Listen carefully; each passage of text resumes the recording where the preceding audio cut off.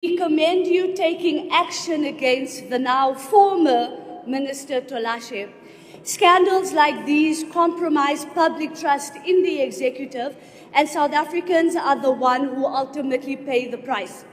By agreeing with the leader of the Democratic Alliance and firing Sisisi Tolashe, you have taken decisive action in cleaning up cabinet. But, Mr. President, we need to keep this momentum going.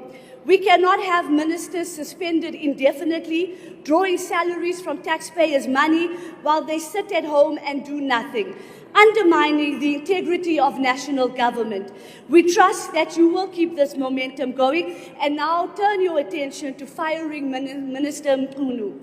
With Ms. Tolashe out of cabinet, Mr. President, will you finally act and amend the Executive Ethics Code to ban ministers from accepting luxury gifts, particularly from foreign governments? Thank you, Honourable Member. Just again to remind members, in the House we don't call each other by name. We preface by saying Honourable Member, so and so, or we say Miss or Mr.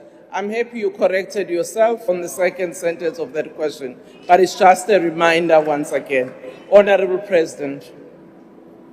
Members of the executive are duty-bound to disclose and declare gifts that are given to them, to me, and upon receipt of that declaration, we're able to say, yes, you may accept, or nay, you may not accept. So in the end, all those gifts above a certain amount are declared. So you can be rest assured that we do have a credible process in government through which the executive is able to deal with these sorts of matters. As regards that has been suspended that you have spoken about, I have said publicly that I am waiting for the outcome of the Madlanga Commission on all the matters that they are dealing with. And it is upon receipt of such that a determination will be made. Thank you, Honourable Speaker. Thank you, Mr. President. Honourable D.E. James. Thank you, Mr. President. We welcome your decision earlier today, but I want to ask, will she be charged for fraud? Will her advisor, the Ben 10, be paying the money for that irregular appointment? Will the cousin to the advisor for that irregular appointment also be paying back the money, Mr. President? Mr. President, I want to put it to you, it is not the only aid that she's been stealing from. I brought more receipts for you. She's been doing this since her time as a deputy minister. I have a sworn affidavit as well as bank statements. Will the minister be doing the right thing to pay back all these aids that she's been stealing from? Mr. President, what is your response to that? I thank you. Honourable James, I've noted some of the language that you've used. And some of the matters, as you know, you'll have to bring a substantive motion to the House. You may have an affidavit, but for it to serve in the House for debate, you'll have to bring a substantive motion.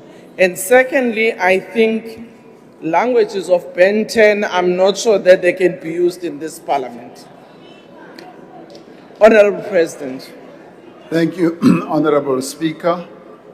I think that some matters are better articulated not through anger.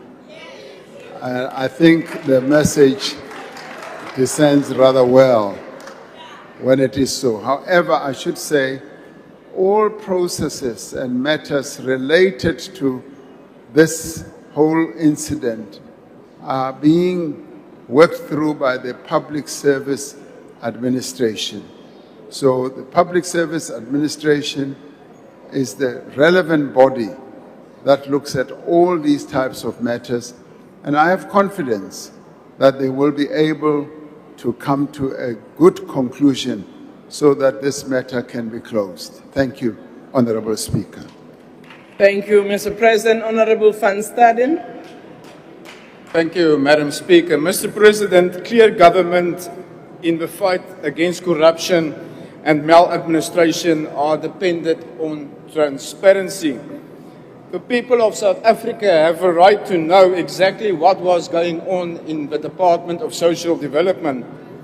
Therefore, Mr. President, what criteria or thresholds does the President apply when determining whether to suspend or remove a cabinet member facing serious allegations? Thank you, Madam Speaker. Honourable President. Well, ordinarily, the Code of Ethics does apply.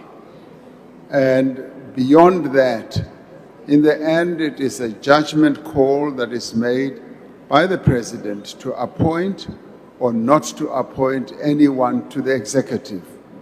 Thank you, Honourable Speaker. Thank you, Mr. President. We now move to question 11, which has been asked by Honourable Katie Khabo. What is his position on introducing similar innovative measures to address student debt, which perpetuates poverty and inequality by preventing students from graduating and/or obtaining their certificates to assess employment and/or further their studies? Honourable President. Honourable Speaker, government has previously intervened